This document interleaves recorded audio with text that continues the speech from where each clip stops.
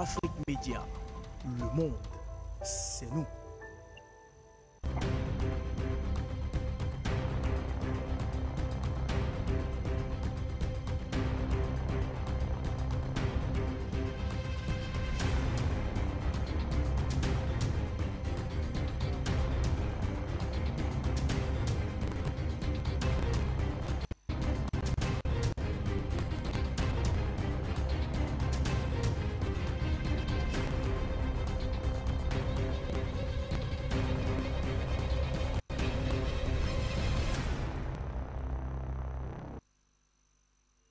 Mesdames, Messieurs, bonjour et bienvenue à ce tout nouveau numéro de Géopolitique internationale sur la télévision panafricaine. Le président Vladimir Poutine, vous le savez, a signé l'annexion de 4 régions d'Ukraine à la Russie, annexion contestée par l'Union européenne, mais le maître du Kremlin dit qu'il ne cédera pas à la pression. On en parle donc dans ce numéro de Géopolitique avec nos invités qui sont déjà avec nous via la plateforme Zoom. Et puis au Burkina Faso, deuxième coup d'État en 8 mois seulement, le lieutenant-colonel Damiba démis de ses fonctions de président du mouvement patriotique pour la sauvegarde de la restauration et la restauration, le nouvel homme fort du pays est désormais le capitaine Ibrahim Traoré.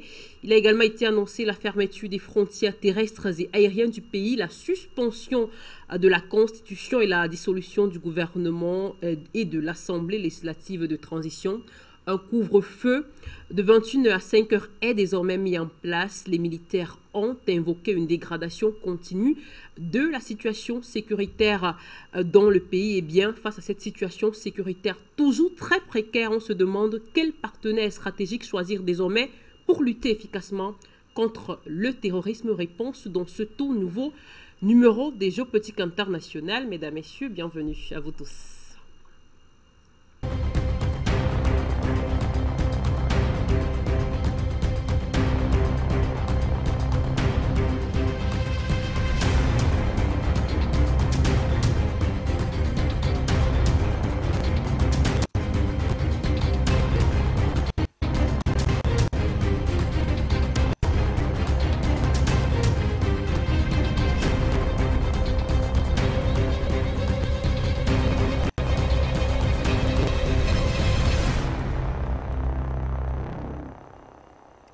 De plus, bienvenue à vous, mesdames, messieurs. Merci de nous retrouver en direct pour ce nouvel épisode de Géopolitique internationale sur la télévision.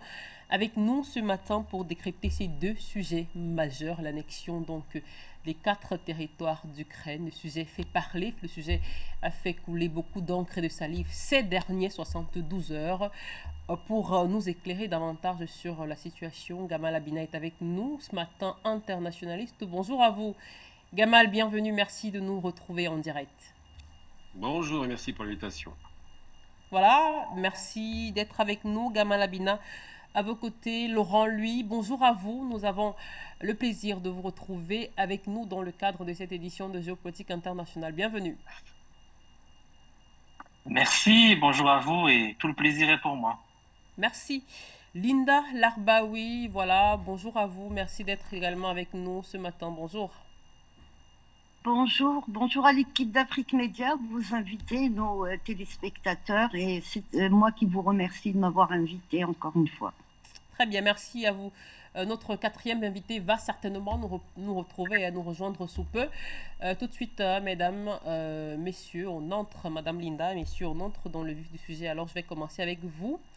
Laurent Louis, alors, ces 4 territoires, ont aspiré, selon certains analystes depuis peu déjà, à rejoindre, à adhérer à la Russie. Ces choses faites désormais, qu'est-ce que vous en pensez de prime abord, d'entrée de jeu? Écoutez, je pense que c'est un retour dans la mère patrie de peuples qui, malheureusement, depuis quelques années, étaient totalement opprimés par le pouvoir en place à Kiev. Je l'avais déjà dénoncé en 2014 au Parlement belge. J'avais déjà salué l'annexion de la Crimée à l'époque. Donc évidemment, ça va dans la même logique. Nous sommes malheureusement face à une période difficile et délicate avec un danger d'escalade. Et aujourd'hui, ce sont vraiment les peuples des pays membres de l'OTAN, mais aussi les peuples des pays qui ne sont pas membres de l'OTAN qui doivent réagir parce que nous sommes vraiment à deux doigts de tomber dans une situation catastrophique en Europe, mais pour le monde entier également, parce qu'on est vraiment en face d'une guerre de civilisation avec deux visions du monde qui sont en train de s'affronter. Le monde à la sauce américaine, totalitaire, menteur, esclavagiste, colonisateur et sans plus aucune valeur morale. On voit ce que le produit des États-Unis, l'Europe est en train de devenir. On ne met plus en valeur la famille, on met en avant toutes les dérives LGTB, je ne sais pas tout quoi qui suit au reste.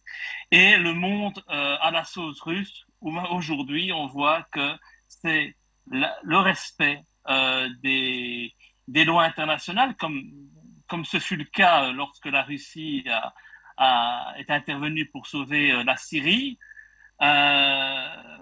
La mise en valeur de la famille, la non-ingérence. Donc voilà, aujourd'hui, il y a un choix à faire entre ces deux mondes-là et ce sont deux mondes qui s'affrontent. Le monde de la vérité d'un côté, le monde du mensonge et des manipulations de l'autre. Et donc, pour ce qui est des régions en tant que telles qui sont aujourd'hui retournées dans la mère patrie, je suis très heureux pour ces populations, pourvu que ça dure. Parce que quand on voit toutes les aides qui sont envoyées à l'Ukraine, les milliards que l'on verse, on s'attend évidemment à des réactions de la part du pouvoir en place à Kiev. Et voilà, le danger, c'est l'escalade, évidemment. Mais pour ces gens dans ces régions, je pense qu'ils sont aujourd'hui heureux d'être rentrés chez eux. Merci pour cette analyse de prime abord. Gamal Abina, alors les citoyens de Russie et les citoyens du monde en général ont assisté de près ou de loin il y a quelques heures encore à la cérémonie de signature des accords sur l'intégration au sein de la Russie, de la République populaire de Donetsk, la République populaire de Lugansk, la République de Zaporizhzhia et la région bien sûr de Kherson sur la formation de nouveaux sujets fédéraux russes. Alors sur cette question justement du rattachement, eh bien les pays de l'OTAN, de l'Union européenne précisément, disent qu'ils ne vont pas lâcher le président Vladimir Poutine. Selon vous, à quoi faut-il s'attendre dans les actions ou les réactions de l'OTAN et de l'Union européenne?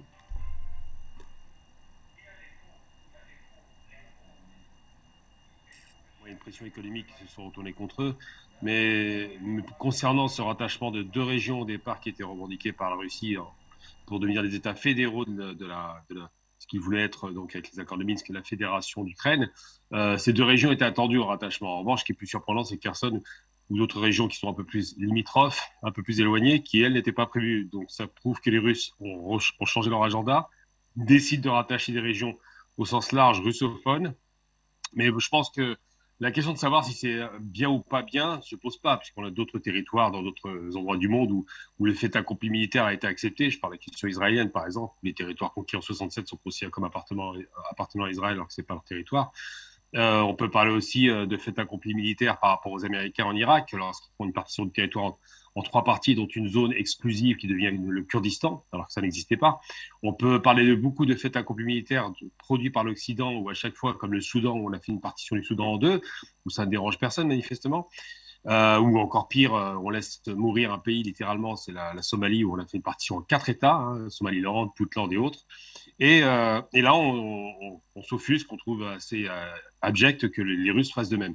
Ça ne veut pas dire que les Russes ont raison de le faire, la question n'est pas là. Ça veut dire que ce qui est fait ailleurs n'est pas condamné, que ce qui est fait par les Russes l'est. Donc il y a deux poids, deux mesures évidents.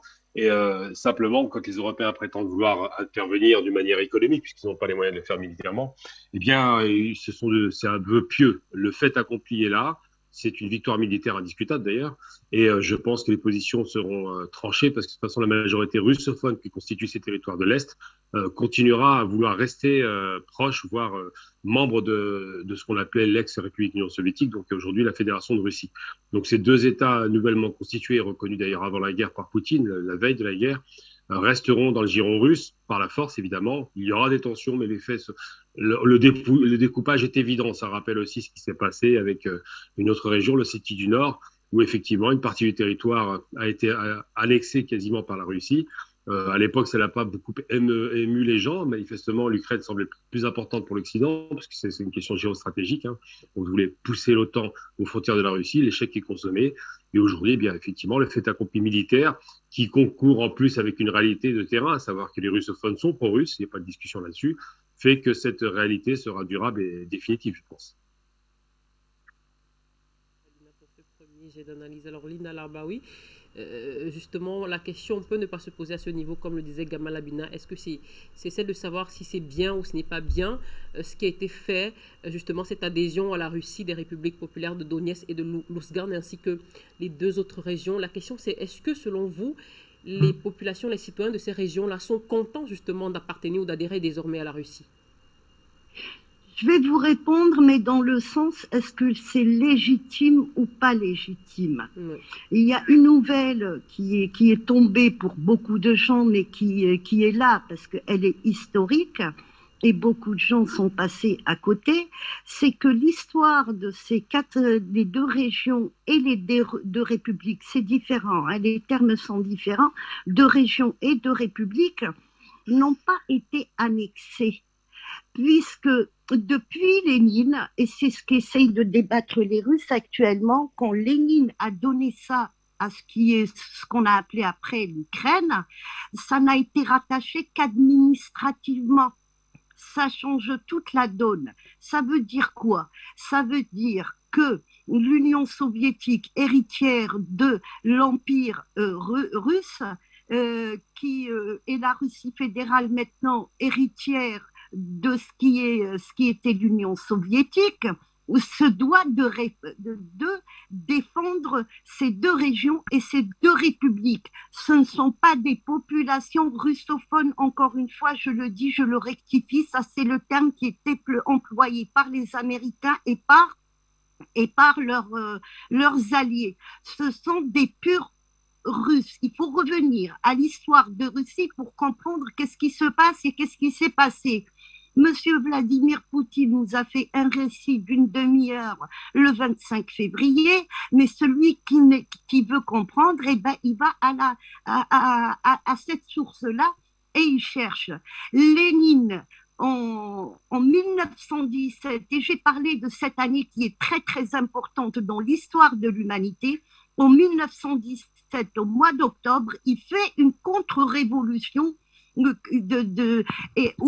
la révolution de février-mars, quand le tsar a abdiqué et il s'est retiré du pouvoir. Donc Lénine et ses amis, ils font qu'on a appelé après les bolcheviks, ils font une contre-révolution et ils décident de liquider le tsar et toute sa famille. Et la personne qui avait donné cet ordre-là est devenu le deuxième président de l'Union soviétique. Tout ça est important. Celui qui connaît pas l'histoire ne peut pas comprendre le présent. Donc tout ça pour vous dire que ce sont des populations 100% russes. Elles ne sont pas russophones, elles ne sont pas pro-russes. C'est faux tout ça. Donc Lénine a annexé ces deux régions et ces deux républiques. Et donc, dans cette annexion, il se sont passées beaucoup de choses. On a créé le soviétisme, on a créé tout cet État communiste qui s'est détaché de l'Église, mais qu'on a voulu aussi détacher de la mosquée, sauf que la religion musulmane, on peut la pratiquer chez soi. Mais donc tout ça, il a donné un véritable pouvoir aux juifs khazars. Je dis bien les juifs khazars qui n'ont rien à voir avec les juifs du Moyen-Orient. Et le problème a commencé à partir de là. Quand M. Poutine, parce que je vais abréger les choses, quand M. Poutine remonte jusqu'à Staline et il explique que Staline a rectifié des choses, mais il a stoppé l'hémorragie. C'est quoi l'hémorragie que Staline a stoppé? C'est que ces régions sont restées administrativement, uniquement au niveau administratif, reliées à ce qu'on a appelé l'Ukraine. Et l'Ukraine, c'est quoi? C'est la petite Russe. Donc, l'origine des Russes viennent de là.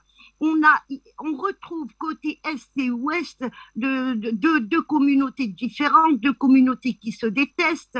Donc, il y a le côté ouest, c'est des lituano-polonais catholiques qui détestent le côté est qui lui est orthodoxe. Donc l'histoire a démarré de là. Est-ce que c'est légitime que Poutine réclame ces deux régions et ces deux républiques et les défende? Oui, c'est légitime au niveau des Nations Unies. Mais les Nations Unies, comme lui-même nous l'a expliqué, et les Arabes ont payé un tribut très très fort dans tout ça. Ils le payent encore. Je ne dis pas les musulmans parce qu'il y a des musulmans, il y a des Arabes qui ne sont pas musulmans. Il y a des Irakiens orthodoxes, il y a des Syriens orthodoxes, il y a des Libanais orthodoxes. Donc, je parle d'Arabes. Ils ont payé le tribut très cher. Dans quoi? Dans tout ce qu'on a appelé les 2 poids et 2 mesures au niveau de l'ONU. Depuis 1991, c'est une année décisive aussi dans l'histoire de l'humanité, donc c'est la suite de 1917. Depuis 1991, les États-Unis se sont retrouvés à régner tout seuls dans ce monde et ils ont fait n'importe quoi.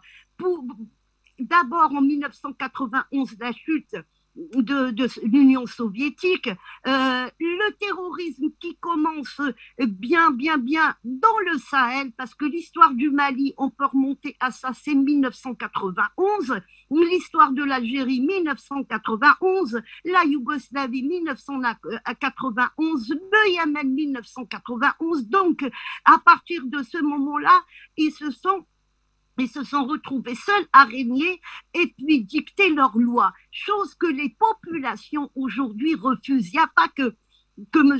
Poutine. Je vais vous donner une information qui est en train de faire peur aux Américains. Poutine a demandé une mobilisation partielle de 300 000 personnes. Il a dépassé la demande de 1 million. Il y a plus d'1 million. Il y a beaucoup d'Arabes qui veulent rejoindre ces rangs. C'est pas pour le djihad, c'est pas pour défendre la Russie, mais c'est pour qu'ils se défendent contre ce cancer qui s'appelle l'impérialisme. Donc, on peut remonter à tous les faits très importants qui se sont passés en 1917. Les États-Unis, quand ils ont créé l'AIPAC, en 1905, ils ont financé Lénine et ils ont financé ce qu'on a appelé le bolchevisme.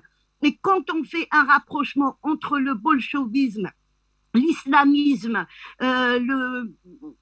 comment on appelle le sionisme, c'est le sionisme qui a financé tout ça. Il faut pas l'oublier et il faut pas qu'il nous mène vers des versions qui sont pas les bonnes. Revenez toujours à ce que M. Poutine dit, M. Lavrov dit, M. Medvedev disent. Ces gens-là, quand ils parlent, ils ne parlent pas pour ne rien dire. Quand il a parlé de ce qui est mondialisation par rapport à l'homosexualité, tout ça, ça c'est un plus. Ça c'est pour attirer l'attention. Ce n'est pas l'homosexualité qui gêne, mais c'est...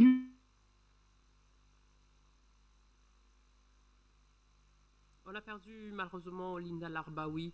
On espère vous retrouver sous peu. Alors, monsieur, lui, ces signatures, hein, il faut le dire, interviennent au lendemain des récents référendums organisés dans ces territoires. Donc, Kiev et ses alliés, les Occidentaux, ont dénoncé, et Linda Larbaoui en parlait justement sous peu, ont dénoncé le caractère illégal et illégitime, selon eux, dans le contexte du conflit en Ukraine. Alors, justement, certains parlent d'illégalité, d'illégitimité. Selon vous, la vérité se trouve de quel côté de l'histoire? Ah, ça y est, ils sont revenus. Impeccable. Est-ce que vous m'entendez? Impeccable. Oui. Oui. D'accord. Monsieur, lui, est-ce que vous avez entendu ma question? Ah, je n'ai pas entendu votre question, non. Alors, je reprends la question. Je disais, justement, ces signatures faisaient suite, il faut le dire, au récent référendum organisé dans ces territoires. Donc, Kiev et ses alliés, les Occidentaux, ont dénoncé le caractère illégal et illégitime, selon eux, surtout dans le contexte de la guerre en Ukraine. Alors, selon vous, pour ceux qui tentent de comprendre justement ces caractères, ces événements liés par justement les mesures géopolitiques qui sont prises par certains dirigeants, notamment le président Vladimir Poutine ici, de quel côté est-ce que se situe la vérité selon vous? Oh, écoutez, lorsque l'OTAN, la France et d'autres pays envahissent la Libye pour aller tuer Kadhafi, ça c'est légal. Lorsque les États-Unis inventent des pseudo-armes de destruction massive pour envahir l'Irak, c'est légal. Quand Israël bombarde en permanence Gaza et acquiert des territoires qui ne lui appartiennent pas, c'est légal. Quand Israël bombarde la Syrie, c'est légal. Mais, quand la Russie intervient pour protéger son peuple, pris en otage dans un pays où ces droits sont totalement méprisés et où ils subissent véritablement un apartheid, là, c'est une catastrophe.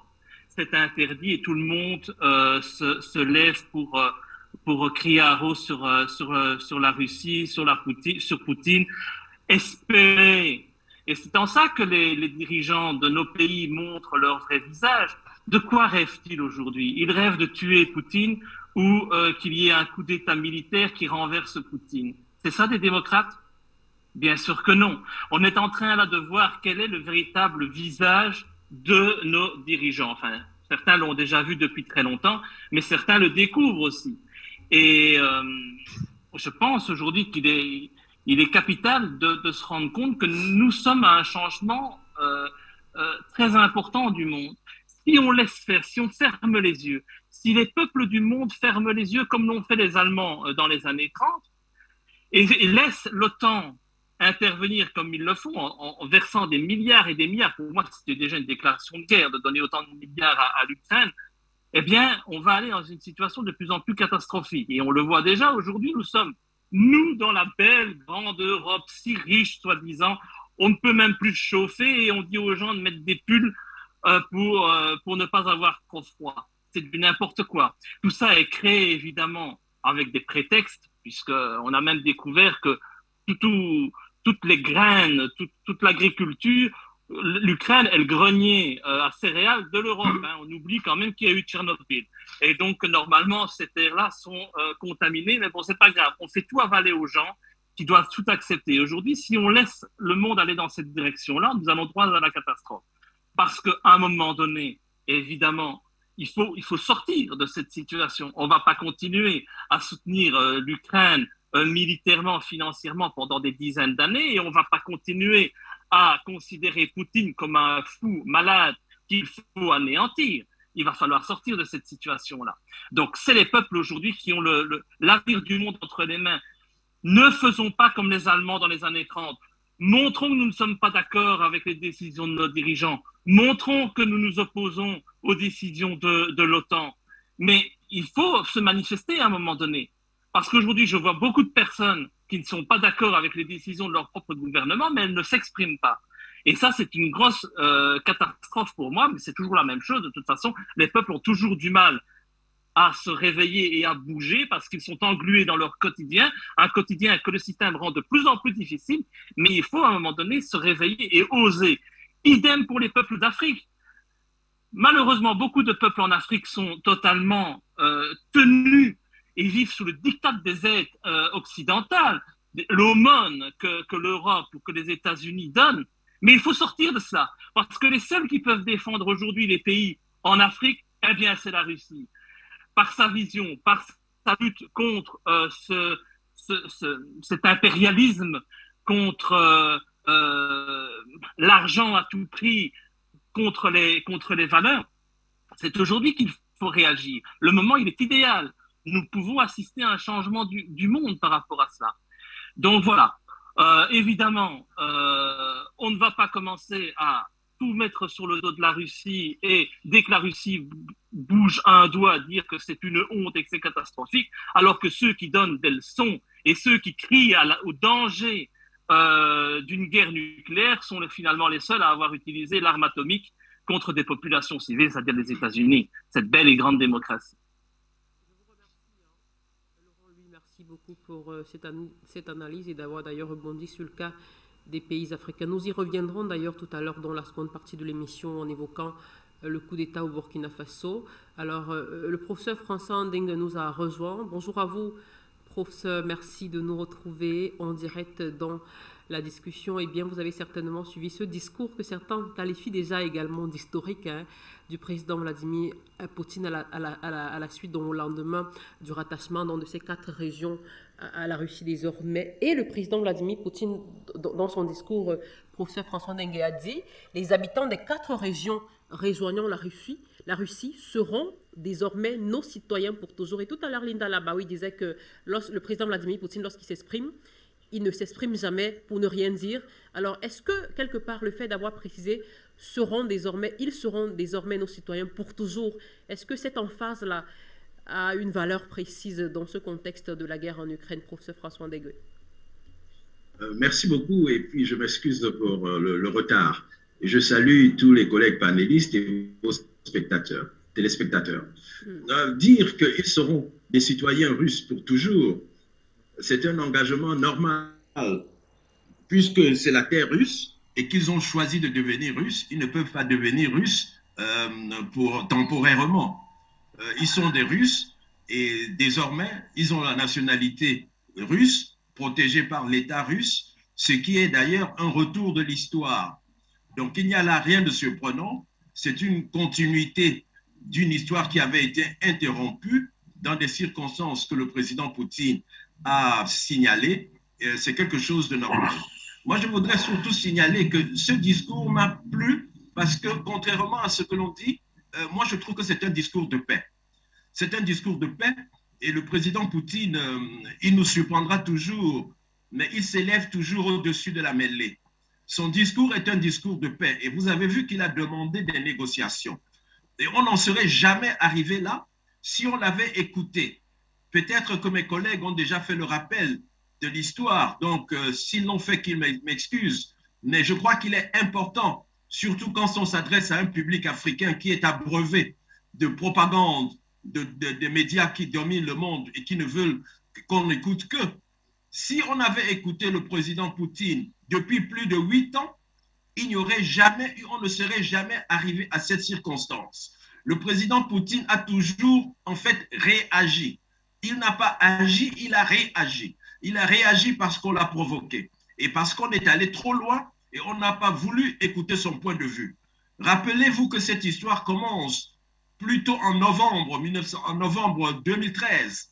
Les gens parlent de 2014, mais déjà en novembre 2013.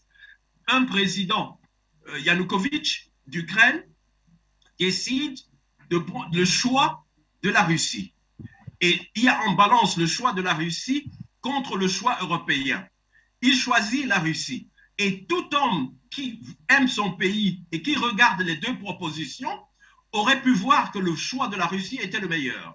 Le choix de l'Union européenne pour l'Ukraine, c'était un choix d'adhésion à l'Union européenne. Et cette adhésion n'apportait pas de miracle, n'apportait pas d'aide particulière. Vous n'avez qu'à voir tous les autres pays, anciennement dits de l'Europe de l'Est, qui ont adhéré à l'Union européenne. C'est une catastrophe économique. Leurs économies ne se sont pas améliorées. Même des pays comme la Roumanie, qui était un grand producteur de vin, la France et l'Italie, qui sont les maîtres de l'Europe, monopolisent, et tous les pays européens, même la Pologne, il n'y a plus d'industrie pratiquement. Alors, en face de cette proposition, le président Poutine proposait au président ukrainien, entre guillemets, démocratiquement élu, de prendre le choix russe. Et quel était ce choix? Le président russe proposait immédiatement 13 milliards de dollars. Immédiatement. L'Union européenne ne proposait rien du tout. Il proposait des choses vaseuses et en arrière-plan, même dans le choix, la proposition de l'Union européenne était cachée dans un des articles, et ça je l'ai su en lisant les livres du professeur Kagan, qu'il y avait une condition que si vous adhérez à l'Union européenne, vous vous engagez à adhérer à l'OTAN. Et alors, ça c'était très grave. En face, le président russe, le président Poutine proposait, je dis bien 13 milliards de dollars, et en plus proposait de lui abaisser les prix du gaz, ce qui était une offre formidable. Et on ne touchait ni au Donbass, on ne touchait ni à la Crimée, et tous ces pays restaient, l'Ukraine restait telle qu'elle est dans la configuration qui a été celle à la fin de la chute de l'Union soviétique. Il faut rappeler cela, parce qu'aujourd'hui, on veut bourrer le crâne pour dire que le président Poutine est un homme de guerre alors que c'est un homme de paix. Qu'est-ce qui s'est passé? Les gens se sont dit non, ils ont monté une opération de déstabilisation. Quand le président, qui était dans ses droits, a fait le choix, qui était le choix rationnel de l'offre russe, les Américains et les Européens ont monté une émeute. Monsieur Fabius, qui était ministre des Affaires étrangères, ils sont allés monter une émeute qui a commencé de novembre 2013 jusqu'à février 2014. Et qu'est-ce qui s'est passé? Les gens sont venus de partout, on a mis le feu, on a attaqué la police qui essayait de mettre de l'ordre, on les a attaqués, on a tué des gens. Et quand on a tué des gens, malgré tout, ils sont arrivés vers le 21 février et ils ont signé un accord. Et que disait cet accord? Un accord qui avait pour parrain le président Poutine, Madame Merkel et François Hollande, le président français. Cet accord disait qu'on maintenait l'Ukraine telle que l'Ukraine était, on acceptait qu'il y ait de l'autonomie dans toutes les régions, y compris la Crimée. Le président Poutine n'a jamais réclamé la Crimée et on a signé cet accord. Le président, ils ont signé et quand ils sont repartis, la nuit même, je ne vous dis pas 2 jours, les autres ont redoublé d'émeutes. Madame Victoria Nuland, la sous-secrétaire américaine, est arrivée. Tous les gens sont venus, Fabius et compagnie, ils ont renié un accord qui n'a pas eu 24 heures. Il faut bien se rendre compte de cela. L'accord n'a pas tenu 24 heures. Ils ont renié l'accord, ils ont commencé des émeutes, ils ont tiré sur le Parlement, ils ont tué des gens, ils ont intimidé, et le président, pour sauver sa vie, a dû s'enfuir. Ils sont arrivés et ils ont proclamé un gouvernement illégitime. Je dois dire que c'est un gouvernement illégitime, qui a renversé un gouvernement qui était en place normalement élu, renversé par les Américains et les Européens. Alors, le président Poutine était surpris. Comment nous avons signé l'accord aujourd'hui et la nuit même, vous revenez sur votre parole. Or, dès que ces premiers ont pris le pouvoir, qu'est-ce qu'ils ont dit? Et je me rappelle bien, je les ai entendus, c'était pour la plupart même des Ukrainiens américains, que Victoria Nuland, vous connaissez peut-être l'histoire, comment elle composait le gouvernement à partir des États-Unis, et ils ont renié, ils ont interdit la langue russe. Moi, je me rappelle qu'un des dirigeants disait que même les enfants russes n'iront plus à l'école. Si vous étiez professeur ou fonctionnaire, vous étiez banni. Mais comment vouliez-vous que l'on réagisse? Le président Poutine a fait appliquer en Crimée, à cette époque, un référendum. Et n'oublions pas qu'avant, il y avait déjà eu un référendum des Crimiens qui voulaient se rattacher et le président Poutine avait refusé. Mais cette fois-ci, vous connaissez l'opération, la Crimée a voté, le peuple de Crimée s'est décidé et s'est rattaché et est revenu. Parce que je n'aime pas le mot annexion. On doit donner, l'article 1 de la Charte des Nations Unies a le droit à l'autodétermination. Et surtout quand on vous a malmené et quand on vous traite de moins que rien. Vous savez que les Européens et les Américains traitent les Russes comme des animaux. C'est un racisme qui est même plus virulent que le racisme contre les Noirs. Les Russes sont victimes, et moi je me mets toujours du côté des victimes. Les familles russes, les pauvres mamans russes dans les villages, les pauvres enfants russes. Monsieur Petro Poroshenko, le président d'Ukraine, a déclaré, et il ne s'en cachait pas, que ces gens-là, on va les envoyer aux chiottes. Ces gens, ils ne feront rien, ce sont des animaux. Et il parlait ouvertement, parlant des Russes. Donc, la Crimée est revenue, et malgré ça, le président Poutine, qui est toujours un homme de paix, a proposé qu'on négocie. On négocie et ils sont arrivés à ce qu'on appelle maintenant les accords de Minsk. Et ces accords de Minsk, je vous le dis, il n'y avait aucune façon de prendre la Crimée ou le Donbass, puisque la Crimée s'était déjà rattachée. Il s'agissait tout simplement que l'on respecte les engagements, que les populations de Donbass puissent parler leur langue, au moins. Vous imaginez, un nouveau gouvernement vous arrive, vous habitez sur une terre où vos parents, vos grands-parents, qui est votre terre, Et parce qu'un gouvernement est soutenu par les Américains, parce qu'un gouvernement fantoche, un gouvernement de coup d'État dirigé de l'extérieur, et du jour au lendemain, on vous interdit de parler votre langue. Et il y a eu ces accords qui auraient pu amener à une solution, encore une fois, pacifique. Mais on ne devait pas s'arrêter là, parce que les autres avaient un autre plan. Et cet autre plan, le président Poutine l'a dit dans son discours, et je suis très heureux qu'il l'ait dit pour la première fois ouvertement. Et donc, il y a eu un accord de Minsk 1 que le gouvernement ukrainien n'a pas respecté. Il y a eu un accord de Minsk 2 que le gouvernement ukrainien n'a pas respecté. Le président Poutine a respecté pour sa part tous les engagements qui étaient les siens dans cet accord. Et les gouvernements parrains de ces accords, dont je dis l'Allemagne et la France, et surtout la France a une responsabilité immense dans cette catastrophe. Il ne faut pas que par le mensonge des médias, l'histoire oublie qui sont les coupables. Malcolm X a dit que les médias pouvaient transformer les victimes en bourreaux et les bourreaux en victimes. C'est exactement ce à quoi on assiste. On présente le président Poutine comme Hitler. Je ne sais pas combien de couvertures on a eu. Mais enfin, allons vite et je vais terminer là-dessus.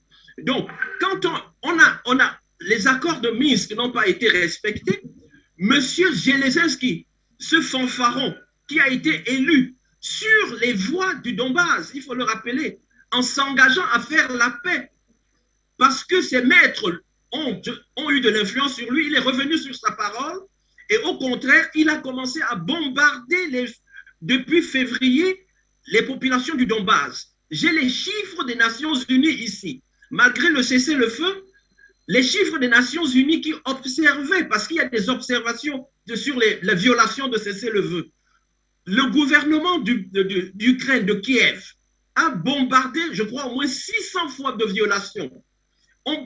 Les chiffres de victimes vont entre 14 et 15 000 morts. Donc, quand le président Poutine parle de génocide, il ne ment pas. Il ne ment pas. Il y a eu un véritable génocide. Et il n'a pas patienté. Il n'a pas patienté seulement 1 jour, 2 jours, 1 an. Il a patienté 8 années. Et chaque fois, il demandait, revenons à la table de négociation, que le Donbass reste le Donbass dans l'Ukraine, mais uniquement de l'autonomie. Et à un moment donné, c'est pour ça que j'ai dit que ce monsieur devrait avoir le prix Nobel de la patience. Vous ne pouvez pas être à côté, vous ne pouvez pas avoir la force et voir votre petit frère qui va à l'école, qui revient chaque jour. On dit, quelqu'un lui a cassé la gueule. Vous demandez à cette personne, essayez, entendez-vous. Il sait que vous êtes fort. Votre petit frère va encore à l'école. Le demain, on lui casse la gueule. Pendant 8 ans, on lui casse la gueule. Mais si en effet, vous n'intervenez pas, c'est votre faute. Et dans son premier discours du 24 février, le président Poutine a dit « Ces populations n'avaient pas d'autre espoir parce que les populations d'Europe de l'Ouest aiment voir les Russes mourir. Pendant qu'on a commis ce génocide, il n'y a pas un seul d'entre eux qui a levé le doigt. Les États-Unis d'Amérique étaient contents qu'on tue les Russes parce qu'ils ont une haine viscérale contre les Russes. Et c'est cette haine qu'ils veulent que tout le monde entier embrasse. Nous, les Africains, nous ne devons jamais haïr les Russes. Les Russes, en toutes les grandes circonstances de l'histoire, se sont toujours mis de notre côté. Je ne pourrai jamais haïr un Russe. D'ailleurs, je n'ai pas de raison de haïr qui que ce soit. Nous sommes tous de passage sur cette terre. Nous devons, quelle que soit la race, quelle que soit la religion, quelles que soient les considérations, nous devons agir dans le sens de la fraternité et de l'égalité. Mais ici, puisqu'on tuait les Russes et que l'Amérique a décidé de tuer du Russe pour massacrer le Russe parce qu'il veut fracturer la Russie, on a laissé commettre un génocide pendant 8 ans. À un moment donné, le président Poutine a dit « ça suffit ». Et l'on connaît la suite qui est arrivée jusqu'à hier à un référendum qui s'est déroulé dans des conditions tout à fait respectables, malgré tout le tralala qu'on raconte. Il y a eu des observateurs africains et il faut donner un hommage aux Russes qui acceptent que des observateurs africains viennent voir. Il y a eu des observateurs du Cameroun, du Togo, d'Afrique du Sud qui ont observé. J'aimerais, et peut-être qu'on aura le temps d'en parler, que les Américains sur leurs élections, qui sont des élections troubles, il y a des fausses élections aux États-Unis, et peut-être qu'on aura l'occasion d'en parler tout à l'heure avec un livre que je présenterai. les élections, le référendum, ce sont des élections qui se sont passées correctement avec le résultat qu'on en a eu. Maintenant, ces populations font partie de la Russie et je vais terminer pour votre question. Ce sont désormais des citoyens russes éternellement et la parole d'un Russe est une parole ferme. Rien au monde, à ma connaissance, ne pourra changer. Ni l'OTAN, qui sont plus d'un groupe de 40, ils peuvent attaquer la Russie ensemble, ils ne vaincront pas. Et quand Poutine parle, quand le ministre de la Défense, Shogun, parle, quand la Douma parle, quand le Sénat russe signe, par une procédure, on dit que Poutine est un dictateur. Mais un dictateur n'aurait pas fait toutes ces procédures pour arriver à une légalisation complète. Le peuple russe dans son ensemble et la fédération de Russie, parce que on dit souvent peuple russe, c'est une fédération. Et c'est ça qui fait que la Russie est, pour nous, Africains, quelque chose de formidable. Parce que la Russie sait gérer l'hétérogénéité des populations. Il y a des populations musulmanes qui ont de plein droit. À Moscou, vous allez voir de grandes mosquées où on respecte les gens, on respecte les musulmans, on respecte toutes les religions. Et vous voyez même que dans le discours de Poutine, quand il a parlé des valeurs, il a cité les valeurs chrétiennes, les valeurs de l'islam, les valeurs de tout. Donc, il y a ce respect, alors que de l'autre côté, en face, ceux qui se présentent comme des respectueux, pour peu qu'une petite fille ait un foulard sur la tête, on va dire qu'elle est terroriste. Donc, il y a là une différence de point de vue. Nous sommes, pour moi, l'ancien monde est terminé. Et je vais m'arrêter là. Pour moi, l'ancien monde est terminé. Nous entrons dans un nouveau monde. Aux dirigeants africains, parce que je sais que la population africaine a déjà fait son choix, en particulier la jeunesse, aux dirigeants africains de voir s'ils vont encore louper le coche ou pas. Merci. François Ndenge pour cet échange enrichissant. Alors, Gamal Abinan, je vous passe la parole à présent. On a eu le sentiment, Gamal Abinan, dans ce discours, en écoutant ce discours du président Vladimir Poutine, qu'il était très empreint de souveraineté à chaque fois. Le terme de la souveraineté était récurrent. Je dirais même qu'il était prépondérant.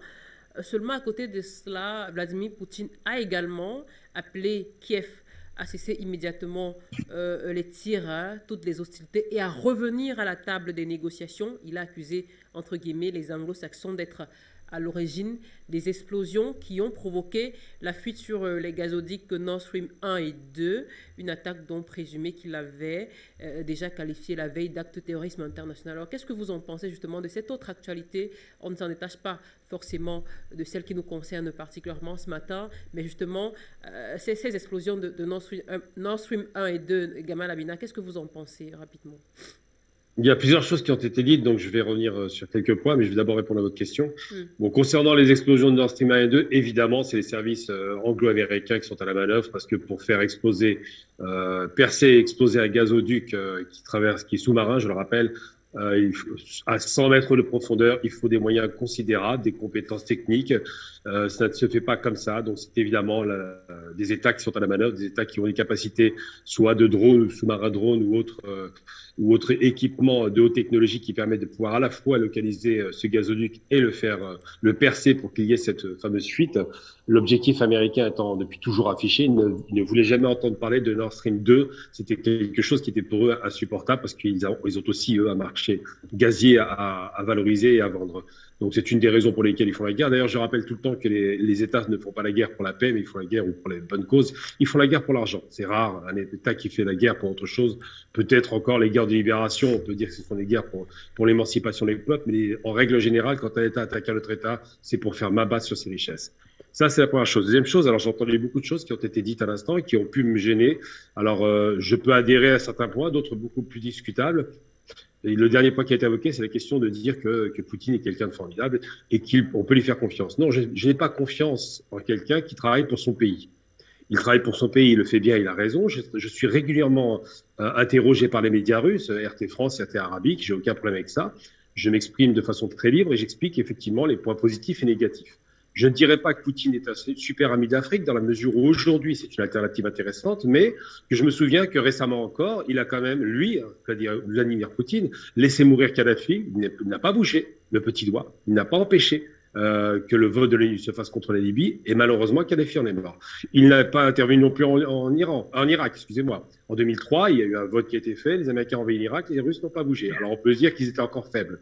Mais évidemment, les Russes le font aujourd'hui à la faveur d'une russophobie qui est réelle. Il y a une haine totale des Russes dans le monde occidental, et il se défend, et il a raison de se défendre. Après, sur la question de l'Ukraine, alors c'est une question qui est très importante. Pourquoi? Parce que j'ai entendu beaucoup de choses tout à l'heure, j'ai entendu parler du sionisme, je vois pas ce que ça fait là-dedans, je veux dire. Hein. Je rappelle tout de même que les Russes ont envoyé 1 million de juifs russes en Palestine, donc le sionisme, à mon avis, c'est pas ce qui les dérange le plus. Le sionisme est une idéologie qui intéresse la question palestinienne, ça intéresse cette région du monde. Le reste, ce n'est pas le sionisme, c'est l'impérialisme occidental. Faut pas tout confondre. Le sionisme étant une émanation de l'impérialisme occidental, donc j'aimerais quand même qu'on mette un peu de côté la question sioniste quand on parle des Russes, parce que je pense que c'est pas vraiment un bon exemple. J'ai entendu aussi parler de la révolution d'octobre 17 qui aurait été instrumentalisée par les Américains, c'est totalement faux. C'était un choc pour les Américains et le reste de l'Occident parce qu'ils préfèrent voir un tsar, un roi, plutôt que de voir des bolcheviks. La traduction bolchevique en russe, ça signifie les majoritaires. Donc c'est un courant majoritaire qui a pris le pouvoir et qui a créé réellement un tremblement de terre idéologique dans le monde, ce qui a conduit à la Seconde Guerre mondiale. Il faut se rappeler quand même que 3 blocs s'opposaient. Le bloc états-unien avec la finance, le système de financiarisation de l'économie, le bloc occidental européen avec une économie mixte, un peu de finance et un peu d'économie de type industriel, familial, et le bloc bolchevique, donc, qui était la planification. C'est ces 3 modèles économiques et idéologiques qui se sont opposés violemment, et celui qui a malheureusement remporté la vie, qui a écrasé les 2 autres blocs, c'était le bloc soviétique. Donc, il faut s'intéresser un peu à l'économie, par exemple, nazie, pour comprendre ce que voulaient faire les nazis, qui n'étaient pas des anti-bolcheviques primaires, pas seulement, ils étaient aussi anti-capitalistes dans le sens financiarisé du terme. Pour autant, c'était quand même des gens qui s'appuyaient sur le capital industriel. Donc ça, c'est long à développer. J'aurais du mal à en faire trop long parce qu'effectivement, il faut des références livresques, il faut des penseurs, il faut expliquer sur quoi je m'appuie. Mais le plus important, c'est pas ça. C'est de dire qu'on revient aux sources du mal. Effectivement, la révolution bolchevique a écrasé littéralement les velléités indépendantistes de peuples qui n'avaient rien de commun avec la Russie blanche. On les appelait des Russes blancs, des Russes royalistes. Et donc, ces peuples-là ont été rattachés de force par l'Empire d'abord tsariste, on commence par les tsars, puis ensuite par l'Empire, évidemment, soviétique. Mais l'Empire soviétique ne se basait pas sur les questions raciales. C'était les questions idéologiques. C'est pourquoi, d'ailleurs, il n'y avait pas de guerre et que les peuples vivaient relativement bien. Puis après l'implosion en 91 de l'Union soviétique, effectivement, on a eu les conséquences de la création de micro-États ou d'États qui ont été recréés de toutes pièces, comme l'Ukraine. L'Ukraine est une création. Alors rappelons d'où vient l'Ukraine. Ce qu'on appelle l'Ukraine à l'origine, c'est l'État des Rousses. C'est Kiev, et ça s'appelait l'État des Rousses, qui était un État russe. Ce sont bien des Russes qui ont fondé Kiev, ça c'est indiscutable. Et ensuite, il y a eu quelques petites... un dialecte local qui a créé une langue qu'on appelle l'ukrainien. Mais l'ukrainien est une émanation de plusieurs dialectes en vérité, dont la domination russe. Il n'y a aucune différence entre Vladimir que Volodymyr, c'est la même racine, tout comme les peuples qui constituent l'Ukraine de l'Ouest sont des peuples plutôt roumains, bulgares, magyars. C'est des peuples un petit peu épars, c'est pas réellement un peuple uni, qui donc ont parlé ce dialecte qu'on appelle l'ukrainien, contre la langue russe qui, elle, est majoritaire au départ et dont tous les Ukrainiens parlent le russe. Il faut le rappeler tout de même. Zelensky parle russe couramment, mais il parle essentiellement, évidemment, maintenant, pour caractériser le fait ukrainien, l'ukrainien. Alors, ce qui s'est passé, c'est que malheureusement, avec le soviétisme et l'arrivée de Staline, qui était une catastrophe pour le reste des peuples qui constituent l'URSS, c'est que Staline a dit, pour que les Russes dominent en termes raciaux, parce que Staline n'était pas russe non plus, faut se rappeler quand même que le petit père des peuples était du sud de la Russie, il n'avait absolument rien à voir avec les Russes. Eh bien, Staline a dit quoi? Il a dit, je vais russifier le reste de la Russie, de cet empire soviétique. Il a donc déporté des populations russes, je parle bien de déporter des populations russes. Par rapport au Kazakhstan, 50% des Kazakhs sont russes. Ils ne sont pas Kazakhs, ils ne sont pas musulmans, ils sont russes. Ils sont russes, évidemment, de peuple slave, et surtout, ils sont d'origine orthodoxe. Ensuite, il a envoyé tout un tas de populations à droite à gauche, et c'est pour partie le cas en Ukraine. Ça ne veut pas dire qu'il n'y avait pas de Russes en Ukraine, ça veut dire qu'il a renforcé la position russe pour créer une sorte d'homogénéité de force. On le voit, par exemple, avec la Géorgie, l'Ossétie du Nord, ce sont des Russes, on le sait, c'est pourquoi il a attaqué l'Ossétie. Mais on voit aussi la problématique qui s'est posée, par exemple, sur les mélanges des populations dans le Haut-Karabakh. En Azerbaïdjan, par exemple, eh bien, il y a un haut plateau qu'on appelle le Haut-Karabakh, le Nagorno-Karabakh, c'est comme ça qu'on l'appelle, qui est peuplé essentiellement, non pas d'Azéris, mais qui est peuplé d'Arméniens. Ça a créé une guerre récemment, et d'ailleurs les Russes sont plutôt du côté arménien de ce point de vue, et ça dérange personne en Occident, bizarrement. Là, par contre, les Russes sont formidables parce qu'ils tapent sur la tête des Azéris qui sont soutenus par les Turcs. Simplement pour dire que cette création de différentes déportations de population qui a été faite un peu partout a créé effectivement ces problématiques qu'on connaît aujourd'hui. Par contre, la question ukrainienne est plus particulière parce que les descendants de Banderas, donc notre ami qui est Esteban Banderas, c'est un néo-nazi revendiqué, convaincu, qui était un raciste, il n'y a aucun problème là-dessus, et qui a laissé des enfants. On a parlé beaucoup de la brigade Azov, il y a d'autres brigades, il y en a 3 qui sont dans le bateau. Et quand les Russes interviennent après les accords de Minsk, qui étaient parrainés quand même par l'OSCE, je rappelle que l'OSCE, c'est l'Organisation de sécurité européenne, eh bien, ces accords sont littéralement foulés aux pieds par la nouvelle direction politique qui est arrivée par un coup de force effectivement militaire, avec à l'époque Yulia Tymoshenko, il y a tout un tas d'intervenants comme ça occidentaux qui poussent à la déstabilisation du pays, parce qu'ils ne sont pas heureux du résultat effectivement favorable aux Russes. Le président qui était en place à l'époque, Yanukovych, était favorable aux Russes, et je vais même surprendre tout le monde, même Zelensky, quand il arrive au pouvoir, est favorable aux Russes. Il a été retourné, il faut le savoir. Parce qu'effectivement, la relation ukrainienne et russe est une relation très ancienne. Et comme l'Ukraine est un pays qui a été créé finalement, recréé que récemment, sa première création, c'est après la révolution d'octobre 17, et la seconde création, ça a été en 91. Eh bien, ça a été fait de façon un peu anarchique. On se souvient effectivement que tout le monde voulait son indépendance, les républiques musulmanes, les républiques de l'Est évidemment, et les républiques évidemment de la Fédération de Russie. Maintenant, ce qui se passe, c'est que politiquement, pourquoi est-ce que Poutine a commencé à taper très fort et de plus en plus fort? Ça a commencé par la volonté occidentale. Il y a eu des infiltrations, de détruire la Fédération de Russie. En faisant quoi? En créant effectivement un État musulman au sein de cette fédération qui a été d'ailleurs vertement bombardée et dont on se souvient malheureusement à 2 reprises des guerres qui ont détruit évidemment Grozny. Donc cet État était la première fracturation de la Fédération russe. Le but, c'était de toucher après l'Ingouchie et tous les États musulmans, puis après les États russes, les autres États qui constituent la Fédération de Russie. Donc là, quand Poutine arrive en 99 au pouvoir, il fait la guerre, effectivement, contre cet État pour en finir avec les revendications tchétchènes. Et ce qui se passe, c'est qu'il stoppe l'hémorragie pour la Fédération pour protéger, puis il se rend compte que les États qui étaient satellitaires de l'Union soviétique eux-mêmes commencent à avoir des velléités d'indépendance ou au moins de rupture avec la Russie, alors qu'ils avaient créé quand même la communauté des États indépendants. Et donc, à partir de là, eh bien, Poutine commence à avancer ses cartes progressivement. On le voit avec je l'expliquais tout à l'heure, le City du Nord. Au fur et à mesure, il reconstitue un petit peu ces États qui vont être plutôt satellisés à la Russie. Et il se trouve qu'effectivement, il y a des Russes dans ces populations qui sont en danger. Ça, c'est indiscutable. Donc, quand il intervient pour protéger ces populations, eh bien, il est légitime à le faire, c'est logique. Et en même temps, on ne peut pas tout mélanger. Je veux dire, l'Occident est impérialiste depuis toujours, hein, c'est pas d'hier. La Russie est un État fédéral qui a été un empire aussi, il faut pas l'oublier, tout comme la Turquie d'ailleurs, tout comme les musulmans en leur temps, tout comme les Chinois. Mais la différence entre l'Occident et la Russie, c'est que l'Occident, qui pensait en avoir fini avec la Russie et l'Union soviétique, se rend compte aujourd'hui que l'Union soviétique, l'ex-Union soviétique, redevient une grande puissance.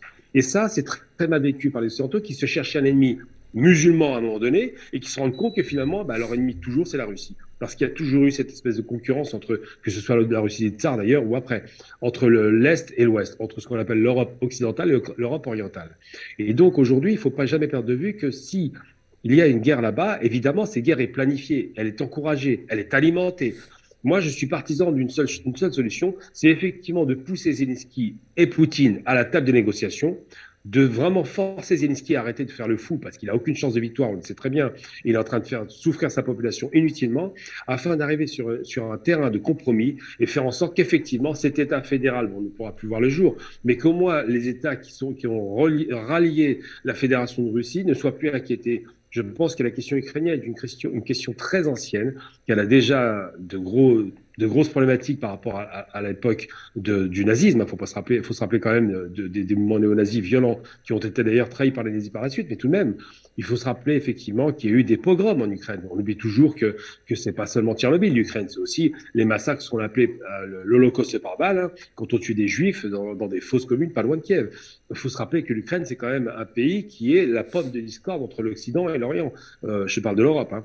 Et donc, cette question-là se pose parce qu'effectivement, les Européens espéraient rattacher l'Ukraine à l'Union européenne, processus qui dure 10 ans, et surtout rencercler la Russie avec le dernier pays frontalier de la Russie. Rappelons tout de même que tous les autres pays sont déjà dans l'OTAN, pour faire en sorte que jusqu'au sud de la Russie, eh bien, il y ait des bases militaires de l'OTAN. Et rappelons une chose importante quand même, c'est quelque chose qu'il faut dire pour finir, excusez-moi, mon propos est un peu long, mais c'est très long et très large, c'est que les Russes, jusqu'en 2007, étaient prêts à rejoindre l'OTAN.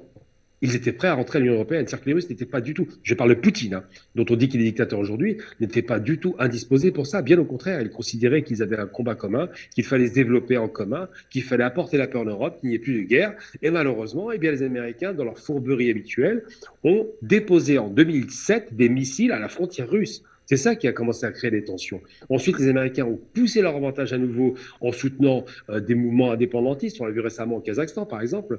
Ensuite, les Américains, qui sont des faiseurs de guerre, et Biden n'est pas le dernier faiseur de guerre, cherchent systématiquement à déstabiliser les pays pour justifier de leur budget de 700 milliards de dollars d'armement. Ils ont besoin de justifier de ça. Il leur faut un ennemi. Donc, ils cherchent les Russes actuellement, ils cherchent les Chinois, on le voit bien, ils continuent à provoquer les Iraniens, ils cherchent aussi maintenant l'Algérie, c'est encore récent, ça vient de tomber, hein. Il y a des parlementaires américains qui ont proposé de commencer à sanctionner l'Algérie. C'est vous dire à quel point le monde est en train de se fractionner en deux, et nous retombons dans ce fameux rideau de fer que Churchill avait dénoncé, mais cette fois-ci, c'est les Américains à nouveau qui sont à la manœuvre et qui sont à nouveau à l'origine de ce rideau de fer. Donc, il faut faire très attention. L'impérialisme, et j'utilise bien le terme à dessein, l'impérialisme américain et occidental n'est pas mort. Et cet impérialisme ne veut pas entendre parler d'une alternative crédible à son système de spoliation, de destruction et de guerre. Mais il ne faut pas me parler de sionisme. Le sionisme, c'est qu'un élément de l'impérialisme. C'est rien, le sionisme. La vraie problématique aujourd'hui de l'impérialisme, c'est ceux qui veulent défendre leurs intérêts, et ceux-là savent très bien ce qu'ils font. Donc, faire très attention au terme du débat. Et je dis simplement, effectivement, pour finir mon propos, que lorsque les Russes interviennent en Ukraine, ils le font parce que l'OSCE ne respecte pas ces acteurs signés, parce qu'ils ont un gouvernement de fous à Kiev qui a décidé de faire un bras de fer avec les Russes. Et parce qu'effectivement, il y a bien des néo-nazis, ils sont 5 à 10 000, qui ont attaqué pendant 8 ans le Donbass. Donc il est logique que les Russes réagissent. Maintenant, est-ce que ce rattachement à la Russie est légitime? Du point de vue des populations locales, oui, bien sûr. Du point de vue des Russes, oui, mais du point de vue de l'Occident impérialiste, non, parce que ça casse leur plan de déstabilisation. Ils se retrouvent en difficulté. Aujourd'hui, la frontière otanesque qui devait toucher la Russie commence à reculer. Et ça pose problème. Et le dernier aspect très important qu'on va devoir voir dans les semaines à venir, c'est que les Russes viennent de mobiliser 300 000 personnes. Ça porte à 1,5 million de personnes les effectifs russes en Ukraine. Autant vous dire que les Ukrainiens vont beaucoup souffrir. Parce que jusqu'à maintenant, les Russes étaient quand même restés assez modérés dans leur attaque. Là, ils risquent de déployer des forces comme jamais, et ça risque de coûter très cher à la population ukrainienne. Et moi, j'ai à cœur le bien-être des populations, d'où qu'elles viennent. Je considère qu'il faut tout faire pour que l'Ukraine enfin aille à la table de négociation et accepte un accord de paix avec la Russie, indépendamment de l'Occident. Très bien. Merci à vous, Gamal Abina, pour tous ces éclairages et ces éclaircissements. Alors, très rapidement, on va sortir de ce sujet avec vous, Lina Larbaoui, avant de passer à notre seconde thématique sur le coup d'État au Burkina Faso. Et là, je vais commencer avec Laurent, lui, mais avant de sortir, alors, Lina Larbaoui, j'aimerais revenir sur un aspect du discours du président Poutine, parce que ça me permettrait de vous poser une question qui est quelque peu liée aussi à l'Algérie pour sortir de ce sujet, même s'il n'est pas tout à fait lié. Alors, le président Vladimir Poutine, pendant son discours, il a réitéré, il a dit que l'Occident est prêt à marcher sur tout afin de préserver ce système néocolonial qui lui permet de parasiter, de piller globalement le monde grâce à la puissance du dollar et du diktat technologique, de faire payer un véritable tribut à l'humanité, d'extraire la principale source de prospérité imméritée, la rente hégémonique, et donc la préservation de cette rente est sa principale motivation authentique et absolument mercantile. Et justement, à ce propos, Lina Larbaoui, on a appris par le biais de certains de nos confrères de Sputnik France, eh bien que des parlementaires américains ont appelé à sanctionner l'Algérie pour ses contacts, notamment avec la Russie. Et ce, quelque part, justement, c'est ce dictat-là dont parle le président Poutine. Lina Larbaoui, activez votre micro, s'il vous plaît. On ne vous entend pas. Pardon. Ce qui est bizarre, c'est que la première personne, le premier parlementaire qui avait demandé des sanctions en parlant des S-500, on ne retrouve pas son nom sur la liste qui a été établie là, des 27 parlementaires, et maintenant on parle des Soroy 57. Donc, c'est purement une liste qui a été faite par les services secrets. Ce ne sont pas les parlementaires qui sont derrière tout ça. En plus, on ne demande pas, il faut faire la différence, on ne demande pas à sanctionner l'État algérien, on demande à sanctionner les gens qui sont impliqués dans les achats d'armes. Il y a 2 personnes qui sont visées. Il y a le chef d'état-major, Chengriha, qui est visé. Et il y a aussi Djebbar Mhenna, qui a repris maintenant le commandement des services de sécurité algérien qui est visé. Djebbar Mhenna, c'est la personne qui a réussi à vaincre les groupes terroristes d'Al-Qaïda. Al-Qaïda d'abord. Et après, il y a le reste qui sont encore dans le Sahel. Donc, ces 2 personnes, il faut le préciser, et c'est important de le préciser, parce que les États-Unis ne veulent pas prendre les Algériens, à l'heure actuelle, ils ne veulent pas prendre l'Algérie comme ennemi. Les gens, on voit que l'Europe, ou même les États-Unis, ou les Russes aussi, sont en train d'essayer, chacun d'eux essaye d'attirer l'Algérie vers lui, parce qu'on a remarqué maintenant que l'Algérie est un pays important, on l'a oublié pendant des années. Et maintenant, on remarque que quand on domine l'Algérie, on peut dominer éventuellement l'Afrique. Le jour, je dis bien le jour où la France a perdu l'Algérie, elle a perdu la guerre dans le Sahel. C'est clair. Ça, c'est en géopolitique. Maintenant, je vais revenir à un sujet qui est passionnant. Beaucoup de gens confondent le sionisme n'est pas juif. Le sionisme est anglo-saxon. Le sionisme date de 1600. C'est le sionisme qui a créé l'impérialisme. Et là, je sais de quoi je parle. Le sionisme a fait beaucoup de dégâts. Le sionisme, on vit ce que le sionisme a créé actuellement. C'est une feuille de route de l'Église anglo-saxonne qui continue à fonctionner.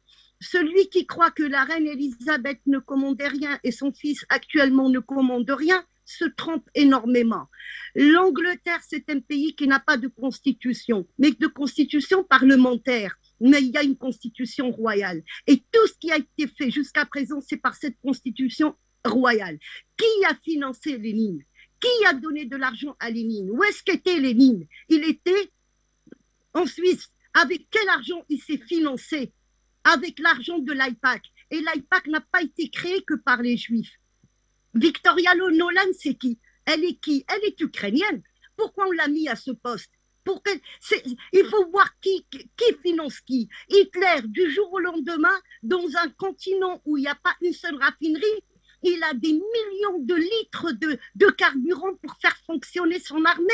Qui l'a fonctionné? Qui l'a financé, Hitler? Il y a des documents très importants sur Internet qui ont été mis notamment par les Russes. General Motors, Ford, le grand-père Bush, qu'est-ce qu'il a fait dans tout ça? Les Russes ont ouvert les archives. Ils ont ouvert les archives, les Russes. Il faut aller là-dedans. Il faut aller aussi dans l'archive anglaise aussi. C'est très important de regarder ça. Regardez les traités. C'est par les traités qu'on apprend l'histoire. Il y avait South Bacon en 2017, mais il y avait une 3e personne.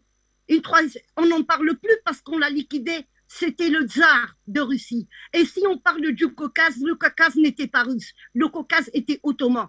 Et c'est des populations turcophones.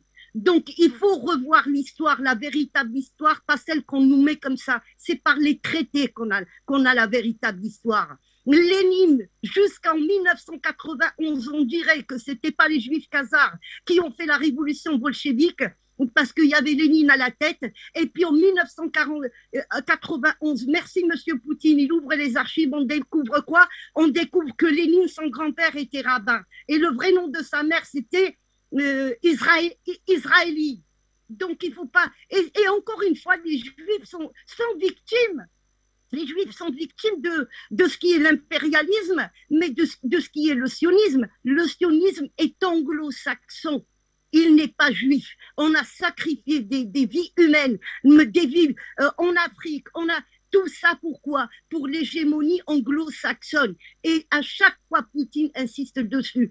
Regardez l'histoire, pas écrite que par les Américains. Il faut regarder l'histoire qui a été écrite aussi par les gens concernés, par les Turcs, par les Arabo-musulmans, par les Africains. Nous avons quand même des archives. Pourquoi la France refuse de donner les archives à l'Algérie? Pour quelle raison? S'il n'y a pas une importance capitale, le premier pays qui a subi l'impérialisme, donc le sionisme, c'est l'Algérie. On a combattu quoi en rentrant en Algérie?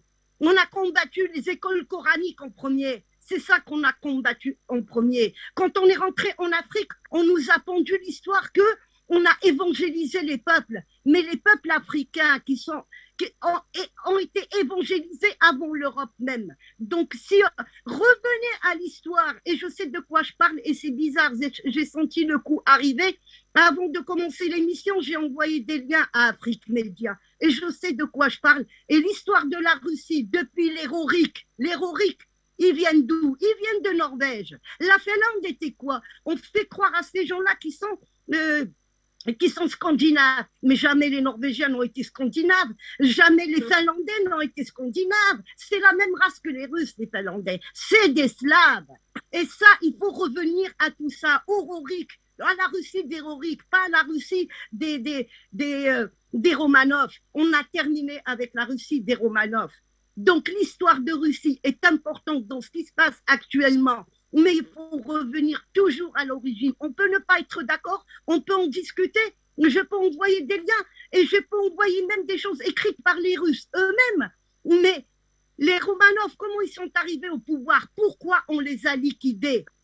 On les a liquidés pour les sortir de South-Beko.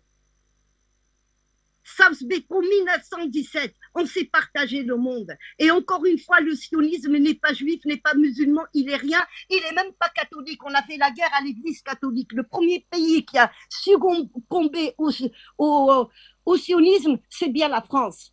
On a sorti les Français. Eh ben, la laïcité, mais tout ça a été créé par le même maître, par l'église anglo-saxonne. Et si M. Poutine insiste dessus, il sait de quoi il parle. Cet homme-là, c'est qui?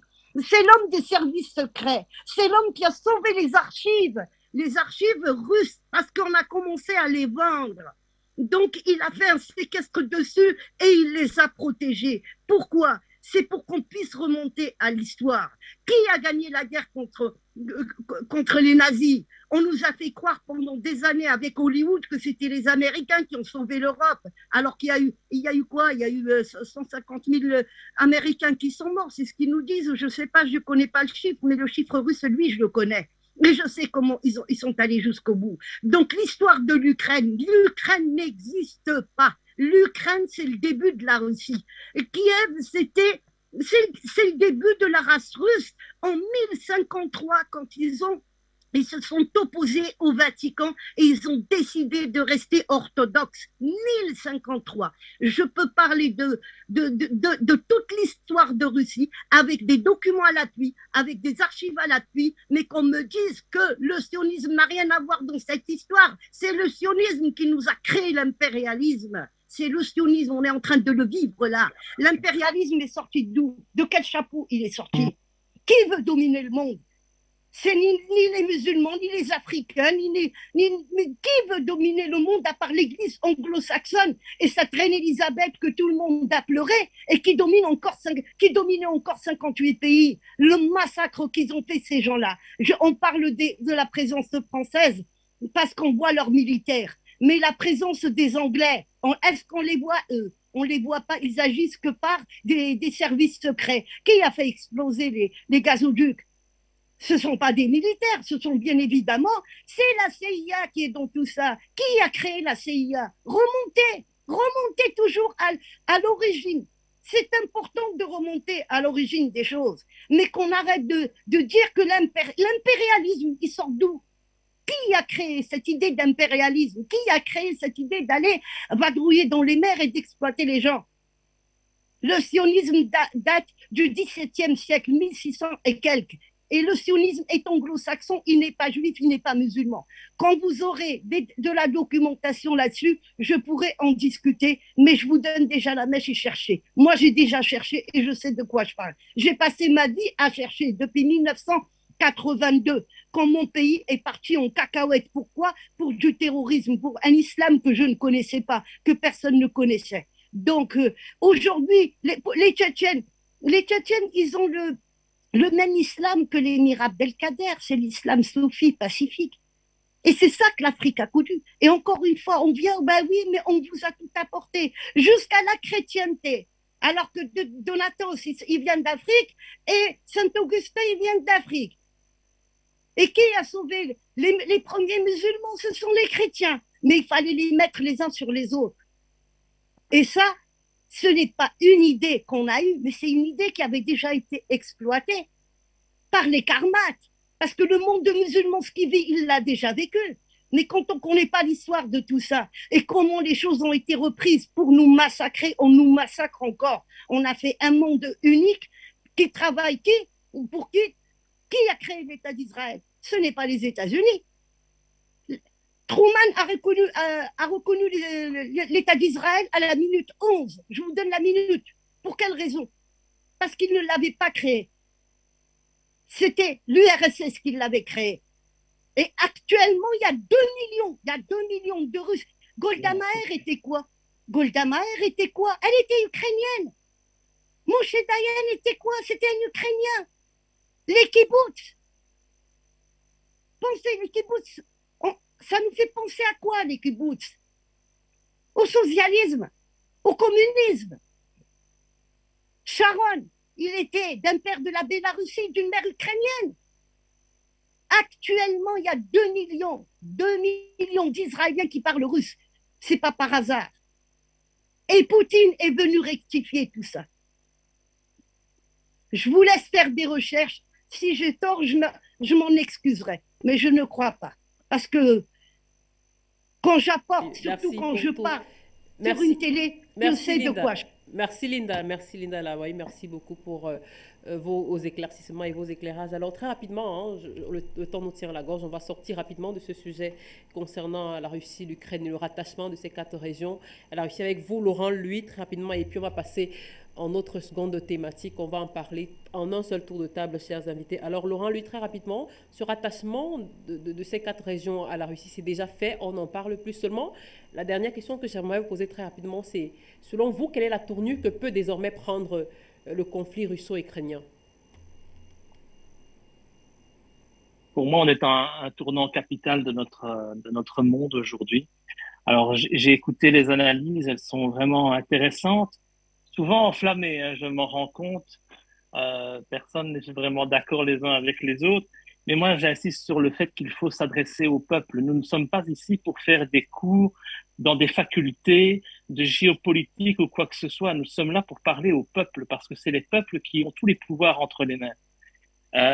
On a aujourd'hui une cassure qui existe très réelle entre les dirigeants qui prennent des décisions qui sont toujours opposées aux intérêts de leur peuple et les peuples, ce qu'ils veulent réellement, la volonté des peuples. Demandez aux gens qui ne sont pas lobotomisés par les médias traditionnels pour qui leur cœur penche, pour qui leur raison pense, pour ceux qui ont un peu analysé, sans rentrer pour autant dans des études universitaires, qui ont un peu analysé ce qui s'est passé ces dernières années. On peut dire à partir de 2013, avant aussi si on parle de la guerre en Irak. Il suffit de regarder ce qui s'est passé. Qui a fait du bien? Qui a fait le mal?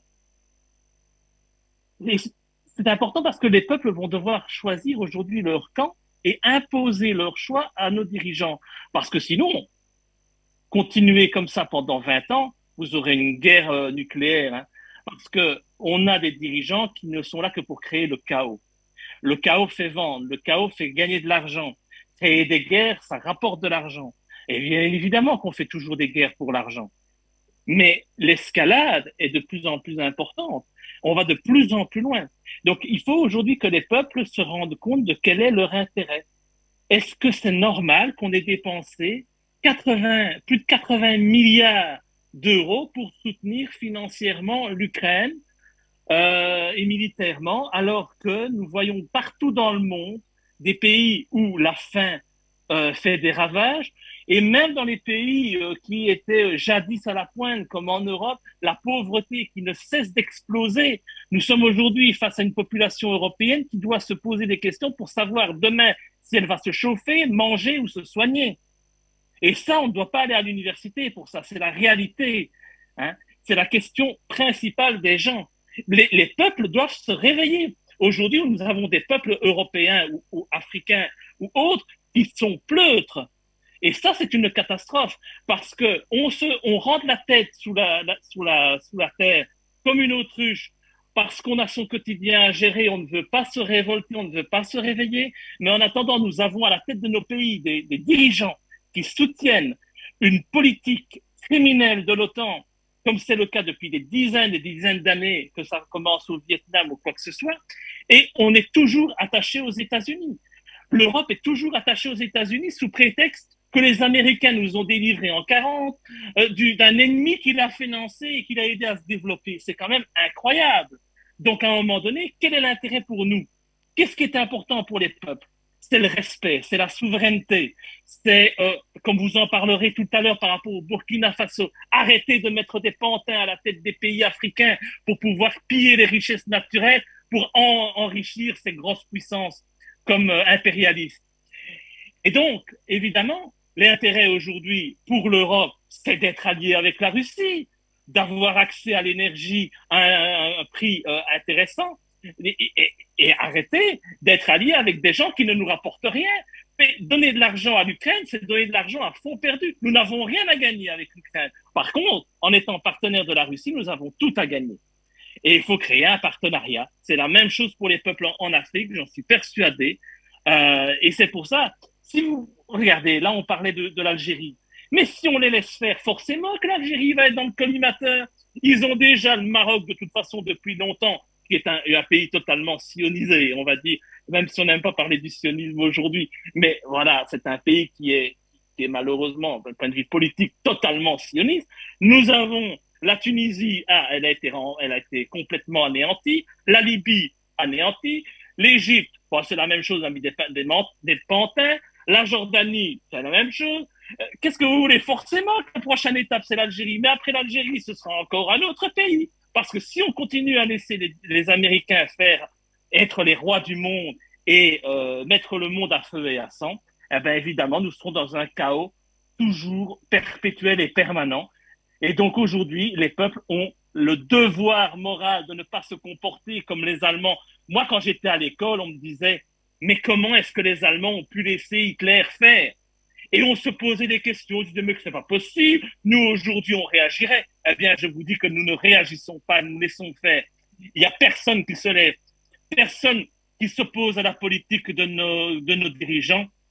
Et c'est véritablement catastrophique. Donc, j'appelle à un réveil des peuples sans pour entrer dans des développements qui sont malheureusement incompréhensibles pour le gars de la rue. Et c'est le gars de la rue qui doit bouger aujourd'hui.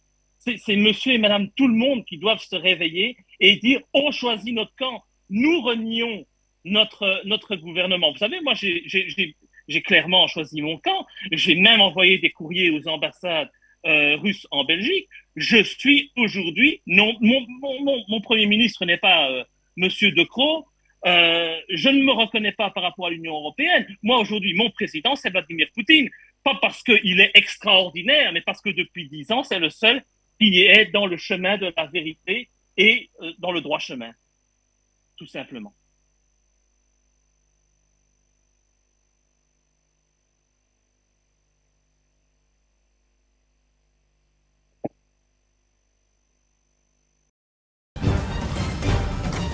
Afrique Média, le monde, c'est nous.